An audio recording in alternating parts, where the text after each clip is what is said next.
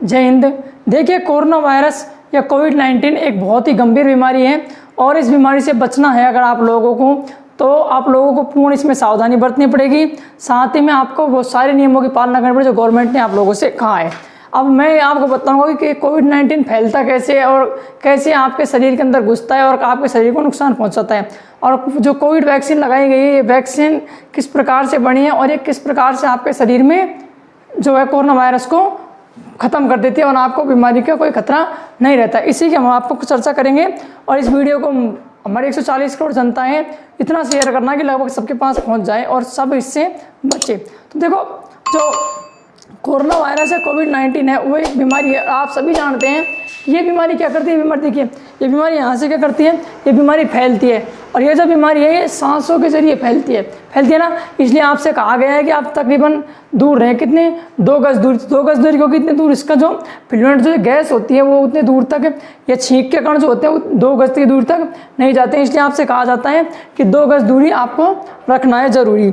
दूसरा क्या होता है, अब इसमें ये बीमारी फैलती कैसे? देखिए, इस जो कोरोना वायरस है, कोविड-19 है, इसका जो आपको ये रूप नज़र आ रहा है, आपको जो ये रूप नज़र आ रहा है, ये देखिए, इसमें जो ये पूरा कोरोना वायरस का आपको चित्र है, इसमें जो ये है, ये बाहर जो लगे हुए हैं ये चारों तरफ, ये इसके क्या हैं, ये स्पाइक प्रोटीन है। इन्हीं स्पाइक प्रोटीन, स्पाइक्स होते हैं, इन्हीं स्पाइक प्रोटीन से ये हमारे शरीर के अंदर क्या करता है, प्रवेश करता है। इन्हीं स्पाइक प्रोटीन से शरीर के अंदर, क्योंकि स्पाइक प्रोटीन हमारे अंदर आकर के चिपक जाते हैं, और जो ये हैं ये जेनेटिक मटेरियल होता है। ये जेनेटिक मटेरियल शरीर के अंदर घुस करके अपनी जैसी संतान को उत्पन्न करता है। तो ये वाला तो काम करता है क्या, ये तो अंदर घुसने का काम करता है, और ये अंदर घुसने के बाद ये अपनी जैसी संतान उत्पन्न करता है और फिर हमारे अंदर फैलना शुरू हो जाता है। 1 से 2 करोड़ 10 करोड़ 10 करोड़ होते होते ये बढ़ता जाता है। ठीक है, अब हमारे शरीर के अंदर देखिए प्रवेश कैसे करता है।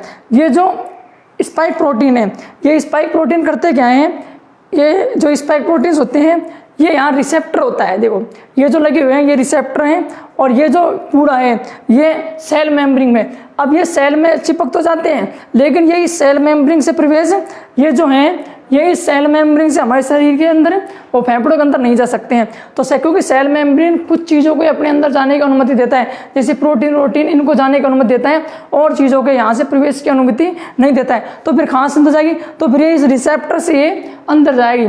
तो रिसेप्टर से अंदर जाने के लिए क्या होता है, इनका जो एक खोल होता है स्पाइक प्रोटीन का, ये इसमें जो रिसेप्टर होता है, रिसेप्टर के माध्यम से इसमें क्या होता है, अंदर जाता है, और जो ये होता है ये अपनी जैसी क्या करता है, अंदर वाला ये संतान उत्पन्न करता है। फिर रिसेप्टर क्या हो जाता है, ये हमारे शरीर के अंदर चल जाता है।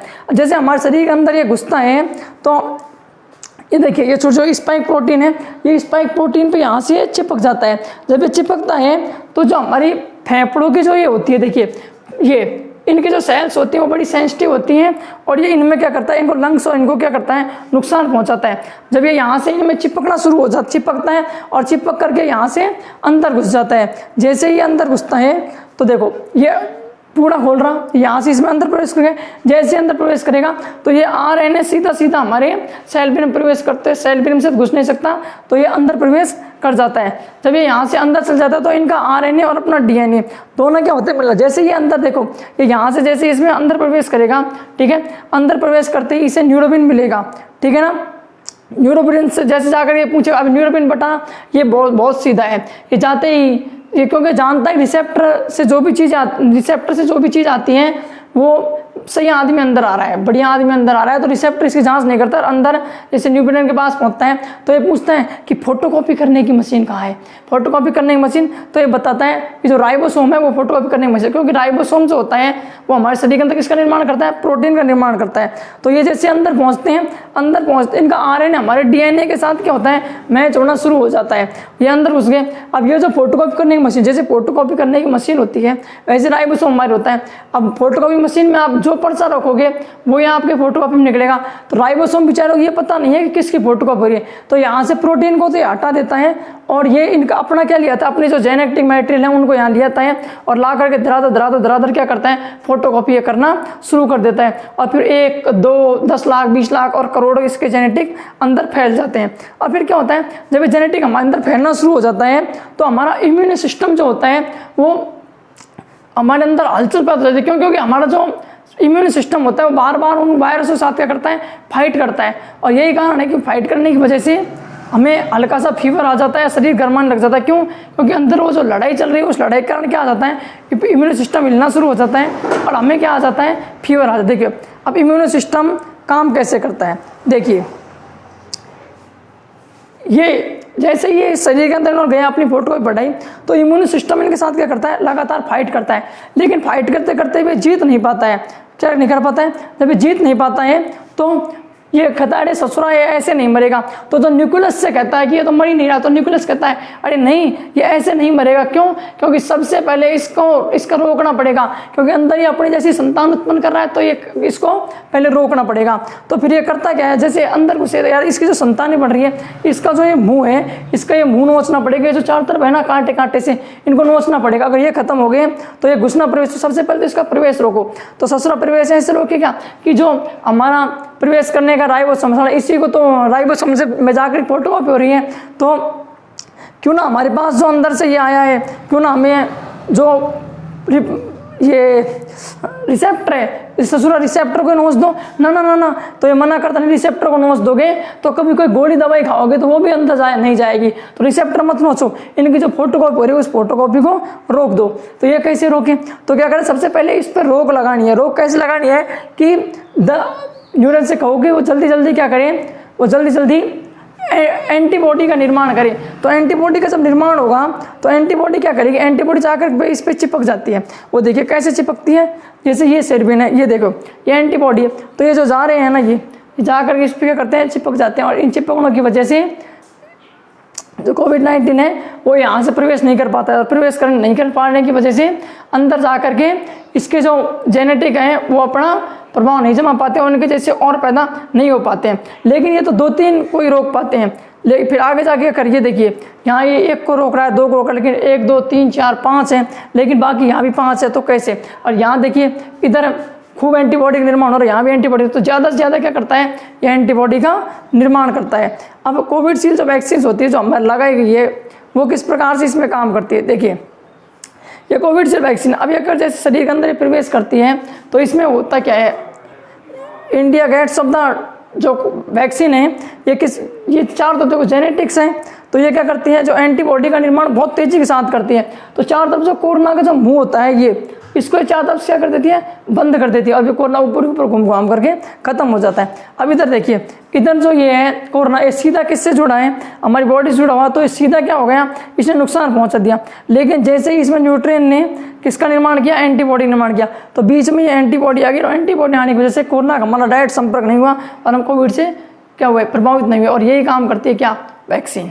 ठीक है, तो लगातार क्या एक तो इसका जेनेटिक सिस्टम होता है। अब देखो तो फिर वैक्सीन आने में टाइम क्यों लग गया इतना, वैक्सीन आने में जो हमें समय लगा वो इस वजह से लगा, ये देखिए कि सबसे पहले वैज्ञानिकों के लिए ये जानना जरूरी था कि ये जो अंदर है ये मामला क्या है, ये जेनेटिक क्या है। तो बाद में जाकर जब शोध किया तो पता चला कि ये क्या है, कि ये जो है जेनेटिक है।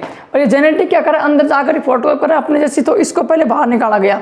तो इसके अंदर आरएनए होता है और हमारे अंदर क्या होता है, डीएनए होता है। ये जो है ये आरएनए है, क्या है, आरएनए। तो आरएनए है, तो इस आरएनए को ही उन्होंने पकड़ के निकाल लिया, वैज्ञानिकों ने इस आरएनए को बाहर निकाल लिया। ठीक है, ये होता है आरएनए, ये होता है डीएनए। डीएनए आरएनए में अंतर नहीं होता है। अगर एक सिल्ली को पाड़ के फेंक दोगे, एक धागा हटा दोगे, तो क्या बन जाएगा, आरएनए बन जाएगा। जैसे देखो अब वैज्ञानिकों ने क्या किया, आरएनए निकाल लिया वायरस का, और इसे ले जाकर के लैब में इस पर क्या किए, लैब में ले जाकर इसे परीक्षण किए और इसका जैसा ही बना करके बाहर निकाल लिया। ठीक है, अब बाहर निकाल लिया तो ये वास्तव में वैक्सीन नहीं है। देखो वैक्सीन नहीं है, ये वही वायरस है, ताकि हमारे बॉडी के अंदर ज़्यादा से ज़्यादा क्या हुआ, एंटीबॉडी का निर्माण हो सके। इसलिए उस वायरस को पकड़ा और उसके जैसा एक नकली वायरस बनाया गया लैब में, और उस वायरस को बना करके हमारे शरीर के अंदर छोड़ दिया गया। जैसे ये हमारे शरीर के अंदर प्रवेश किया तो बॉडी को पता थोड़ी है, क्योंकि बॉडी को तो लग रहा है एंटीबॉडी को कि ये वास्तव में वो क्या आ रहा है, कोरोना वायरस आ रहा है। तो जैसे ही आया तो आते ही क्या होता है, इनके साथ फाइट होना शुरू हो जाती है। और फाइट होने से तो एंटीबॉडी का निर्माण क्या हो जाता है, एक्स्ट्रा फाइट करते करते क्या करते हैं, उसे घेर लेते हैं। इसलिए जब कभी हमारे शरीर के अंदर असली कोरोना वायरस प्रवेश करेगा, कभी भी वैक्सीन लगने के बाद, तो घुसते ही हमारी बॉडी को पता चल जाएगा, वो एंटीबॉडी का निर्माण करना शुरू कर देगी। और एंटीबॉडी का अगर निर्माण होना शुरू हो गया तो कोरोना वायरस के जो मुंह है उसको बाहर नोच देगी और आपको फिर कोई नुकसान नहीं पहुंचा पाएगा। इसलिए जो वैक्सीन लगाई जाती है, इस वैक्सीन में वो वायरस हमारे अंदर डाला जाता है ताकि जाते बॉडी के अंदर वो एंटीबॉडी का निर्माण कर सके। ठीक है। अब देखो कौन सी वैक्सीन इसमें बेहतरीन है। फाइजर जो वैक्सीन है ये अमेरिका की, लेकिन हमारे लिए संभव नहीं, क्योंकि इसे -70 डिग्री टेम्परेचर पे रखा जाता है। बाकी सारी वैक्सीन क्या है, ये जो ऑक्सफोर्ड वैक्सीन है और एस्ट्रेजा ने मिलकर बनाई है, इसने कोविशील्ड जो है वो भारत ने भी नहीं बनाई है। ये भारत ने क्या किया, भारत ने सिर्फ इसका प्रोडक्शंस किया है। तो सारी वैक्सीन अच्छी हैं, लेकिन अगर वैक्सीन की अलग अलग डोज लगा दी जाए, अगर एक फाइजर की लगाई जाए, एक कोविशील्ड लगाई जाए, तो वैज्ञानिकों का दावा है कि वो ज़्यादा बेहतर से काम करे। लेकिन अभी हमारे एक ही लगाई है। तो हमारी जो वैक्सीन है उसका नाम है कोवैक्सीन पॉन्टेल।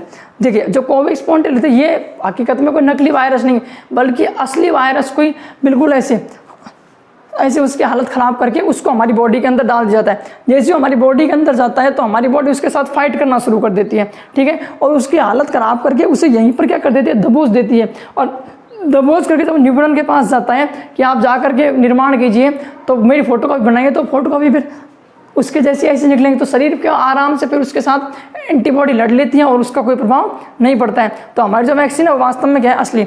अब देखिए सैनिटाइजर किस प्रकार से काम करता है। जो हम वैक्सीन लगाते हैं, वैक्सीन तो इसके बाहर ही खोलो क्या करती है, बंद कर देती है, लेकिन ये ऐसे नहीं करते। जैसे सैनिटाइजर आप अपने हाथों पर लगाते हो तो ये तो उससे भी खतरनाक, देखो क्यों, क्योंकि ये जो इसका वायरस है, इस वायरस के जो थुतरी है ये इसको नहीं खराब करता है, बल्कि इसका जो खोल है, इस खोल को नारियल तरह फोड़ देता है। ये नारियल तरह फूट जाता है तो फिर इसका जो वो है आरएनए, वो कोई काम का नहीं रहता है, क्योंकि आरएनए पूरा फैल जाता है। फिर कोरोना वायरस हमारे तो तुम सोच रहे हो क्यों ना 750 डायरेक्ट ही सैनिटाइजर पीने। सैनिटाइजर पीने से क्या हो सकता है कि आपके जो रिएक्टर है, ठीक है, ये भी क्या हो सकते हैं, खराब हो सकते हैं और आपकी मौत हो सकती है। डायरेक्ट सैनिटाइजर नहीं पी सकते। तो ऐसे करके बॉडी के अंदर क्या करता है, प्रवेश करता है। ज़्यादा बेहतरीन ये है। अब देखो जितनी वैक्सीन बनी, क्योंकि आरएनए से पता चलता सारी वैक्सीन क्या है, आरएनए वैक्सीन है। अब ये जो कोविड वैक्सीन है पोटेंशियल, इस वैक्सीन के अंदर देखिए सबसे पहले क्या है, अफवाह इस पे बहुत सारी उड़ी है, अफवाह इस पे बहुत सारी उड़ी है। देखिए यहाँ से कि एक तो ये 60 से 90% तक ही क्या है, कारगर है, मतलब क्या कि 60 से 90% ही काम करता है। लेकिन इसे लगाने के बाद ये नहीं है कि जिसके वैक्सीन लग गई उसे कोरोना नहीं होगा। वैक्सीन लगने के बाद भी आपको कोरोना हो सकता है, लेकिन नो चांस ऑफ डेथ, लेकिन फिर आपके डेथ के चांस हो जाएंगे कम। जहाँ आपको पहला टीका लगेगा उसके बाद जो दूसरा टीका लगेगा उसके बीच में जो गैप होगा वो 28 से 40 दिन के बीच होगा। समझो अगर आज आपको 1 तारीख को वैक्सीन लगी तो अगले आपको 28 तारीख या फिर अगले महीने की 8 या 9 तारीख को आपको वापस दूसरा टीका लग जाएगा। अब देखो इजराइल ने जो मॉडल अपनाया, इजराइल ने क्या किया है कि इजराइल ने अपने पूरे देश में बुजुर्गों को और युवाओं को सबको वैक्सीन लगाई, और सबको लगाने की वजह से सिर्फ बच्चों को छोड़कर सबको लगाई। तो हमने भी इजराइल मॉडल अपनाया और इजराइल पहला देश बन गया जो कि कोरोना से क्या है, मुक्त है। और ये हमारी कोवैक्सीन, अगर एक डोज आप कोवैक्सीन लगाते, लेकिन अभी एक डोज ही लगाई जा रही है, वो सेम ही लगाई जा रही है, अलग अलग नहीं लगाई जा रही है, ठीक है।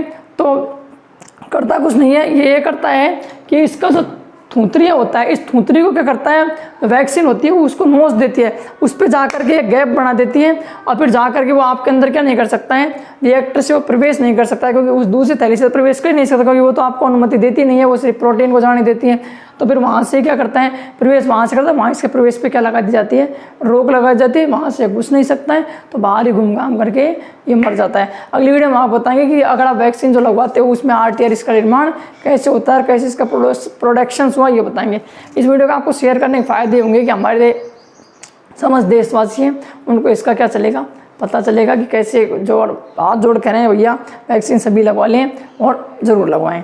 क्यों, क्योंकि ये आपके शरीर के लिए किस प्रकार से काम करे। हमने बता दिया कि ये हकीकत में कोई वो नहीं है, जबकि ये खुद एक वायरस है कोविड का, जो नकली बनाकर हमारी बॉडी के अंदर डाला गया है, ताकि अगर हकीकत में कभी आपके शरीर के अंदर कोरोना वायरस प्रवेश करता है तो फिर एंटीबॉडी का निर्माण ज़्यादा हो जाता है और वो उससे लड़ लेती है और इस थूतरिया को बाहर ही लॉक कर देती है। फिर वो क्या करता है, रिएक्टर से आपके अंदर प्रवेश नहीं करता है, तो कोरोना अंदर जाएगा नहीं, तो आपकी मौत होगी नहीं।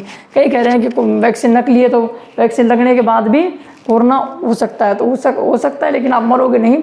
हो तो सकता है, लेकिन आपको और सोचा ऐसे हल्की फुल्की खांसी वांसी ये तो होती रहती है, ठीक है ना। कई लोग वैक्सीन लगवाने से डर रहे हैं, तो डर नहीं, ज़रूर लगवाएं, क्योंकि तभी आप बचोगे, ठीक है। धन्यवाद।